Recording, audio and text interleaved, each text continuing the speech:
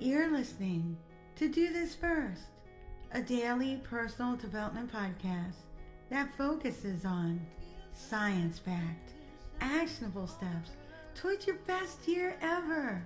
Hi, I'm Sandy, your host. Today we're continuing with our 10-part Mind Matter Brain Health series with installment number 7.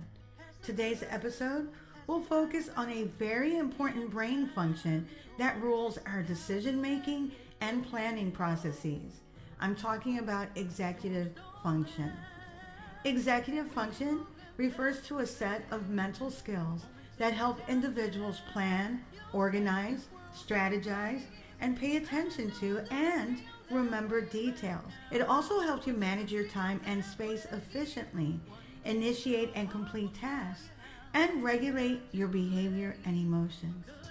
It is essentially the cognitive ability to control and manage one's thoughts and actions. Key components of executive function include working memory, the ability to hold and manipulate information in one's mind for a short period of time. This is crucial for tasks like following directions or solving problems. And actually, podcast episode 90, an older podcast episode, goes into greater detail concerning working memory, so you might want to check that out. All of my podcast episodes are on dothisfirst.life. What you'll have to do is look at the tabs, some of the additional pages, and you should be able to find podcast episode 90, and you can always look for it on Spotify. And then also inhibition, number 2, that's the ability to control impulses and resist distractions, allowing us to stay focused and make considered decisions. This is all part of executive function. A third capability of executive function is cognitive flexibility, the capacity to switch between different tasks or even ways of thinking, adapting to changing circumstances or problem-solving approaches. This is an area that I have a lot of strength in. And then number 4, task initiation, the capability to begin tasks efficiently and independently rather than procrastinating or facing difficulties and just getting started. And then number 5, planning and organization, the skill to set goals, create strategies, and arrange steps in a logical sequence to achieve those goals. This is all part of executive function. And then lastly, self-monitoring, being aware of one's own actions and performance, evaluating progress, and making necessary adjustments to improve efficiency and effectiveness. Strong executive function is crucial for everyday activities, for academic and work performance, for social interactions, and overall life success. It plays a significant role in shaping decision-making, problem-solving, and adaptive behaviors. Deficits in executive function can manifest in difficulties in task completion, time management, impulse control, and emotional regulation. Executive functions are primarily regulated by the prefrontal cortex of the brain. The prefrontal cortex is located at the front of the brain, right behind the forehead, and it's responsible for higher order cognitive functions. It plays a crucial role in decision-making, in planning, in organizing, in problem-solving, in emotional regulation, and overall executive function abilities. Damage or dysfunction in the prefrontal cortex can lead to deficits in executive function, such as poor decision-making, impulsivity, lack of emotional control, disorganization, and difficulty in planning and problem-solving. Strengthening the prefrontal cortex through cognitive exercises, mindful practices, and healthy lifestyle choices can enhance executive function abilities and overall cognitive performance. Damage or dysfunction in the prefrontal cortex can result from various factors, including traumatic brain injury, also known as TBI, direct trauma to the head or brain, such as a fall, a sports-related injury, or a motor vehicle accident, can damage the prefrontal cortex and impair executive function abilities. A stroke, A stroke, which occurs when blood flows to a part of the brain and is disrupted, can damage the prefrontal cortex and lead to cognitive deficits, including executive dysfunction. Neurological conditions. Certain neurological conditions, such as Alzheimer's disease, Parkinson's disease, and multiple sclerosis and dementia, can affect the prefrontal cortex and cause cognitive impairments. Brain tumors.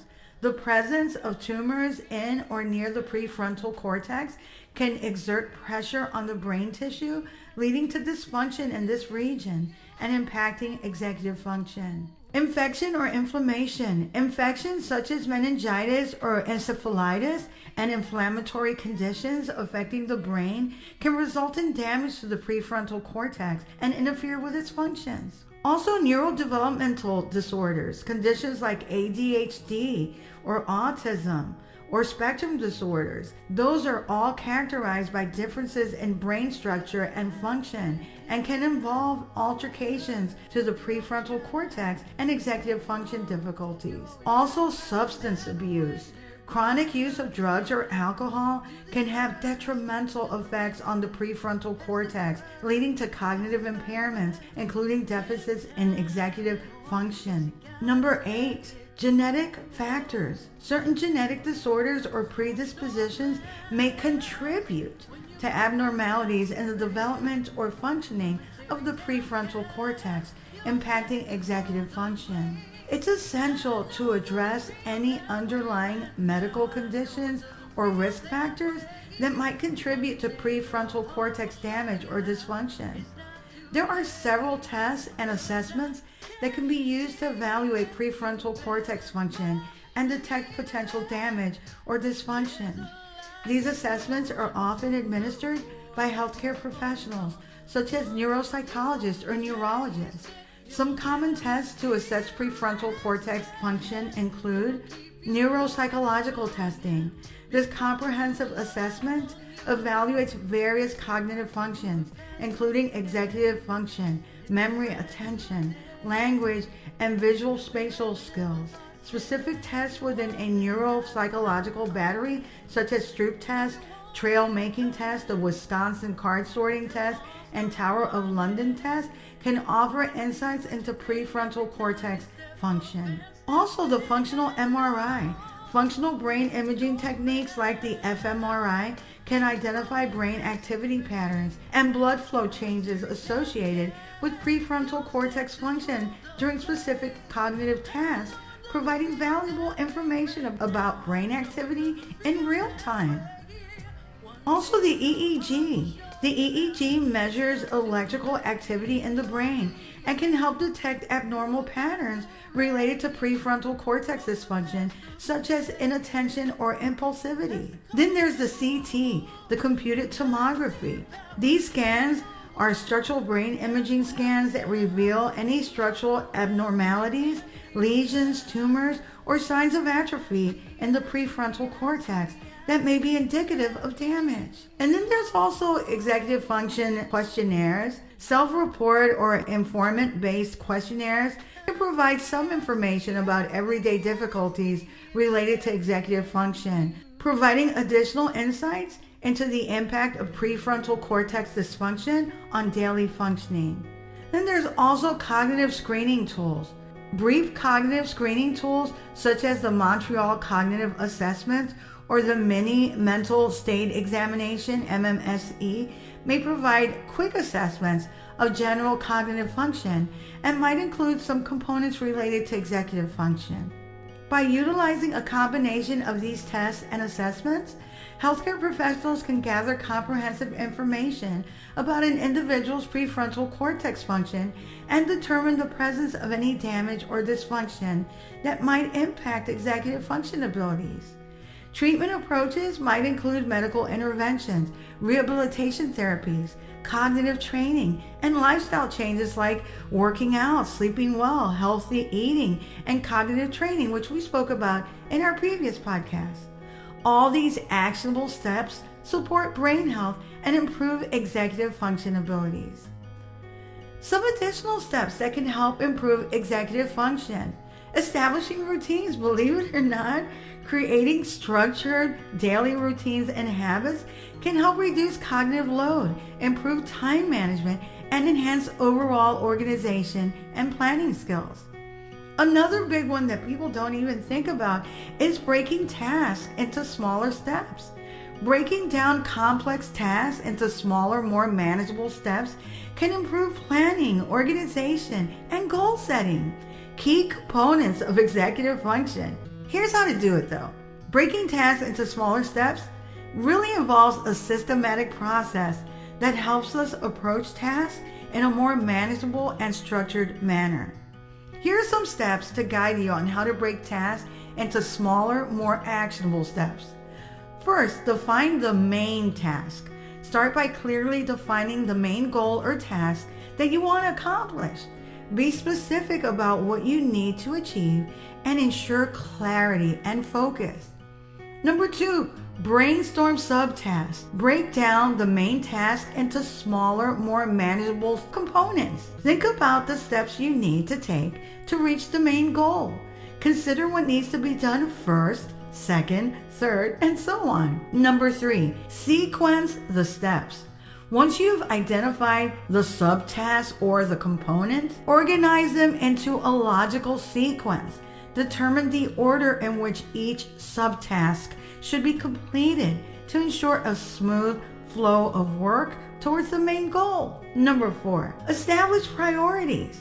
Assign priorities to each task based on their importance, their dependencies, and their deadlines. This helps you focus on the most critical steps and allocate your time and resources effectively. Number 5, set milestones.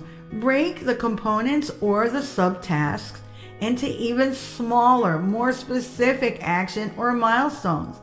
These are the individual actions or objectives you'll need to accomplish and complete each subtask successfully. Number 6, estimate time and resources.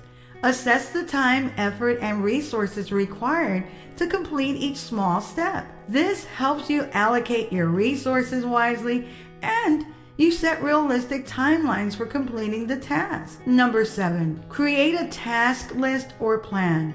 Write down the subtasks or components, milestones, and action steps in a task or a projected plan. Do this all in a list.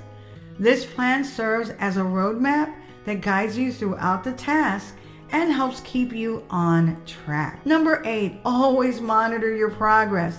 As you work through the components or the subtasks and actions, track your progress regularly. This allows you to stay aware of your achievements, identify any challenges or bottlenecks or delays, and adjust your approach if needed. Number 9, always celebrate your small wins. Acknowledge and celebrate your accomplishments as you complete each small step or milestone. Recognizing progress boosts motivation and reinforces a sense of achievement, encouraging you to continue moving forward. And lastly, adjust and adapt. Be flexible in your approach and willing to adapt as needed. If you encounter obstacles or unexpected changes, reassess your plan, revise your steps if necessary, and continue working towards the main goal. By incorporating these strategies into daily routines and lifestyle habits, you can enhance your executive function skills and promote overall cognitive well-being, which all boosts your brain power. It's important to consult with healthcare professionals or cognitive specialists for personalized recommendations and guidance on improving your executive function after you get your assessments done, if you see that there's a need to do so. If you like what you're hearing, don't forget to leave a review. You can also read a full transcript of this podcast episode and all 164 podcast episodes and counting on my blog, DoThisFirst.life. You can also sign up for my new weekly newsletter, which will help you get your week started on a positive note, and updates on coaching, books, merch, and my public speaking engagements as they become available. Concerning coaching, some of you have asked, but I am at capacity now. I am, however, working on an online self-directed module. I'm hoping to have that available before the end of 2024, if not sooner. I'll definitely keep you posted. Tomorrow we'll unpack installment number 8 of our Brain Health series. Till tomorrow. Moving back.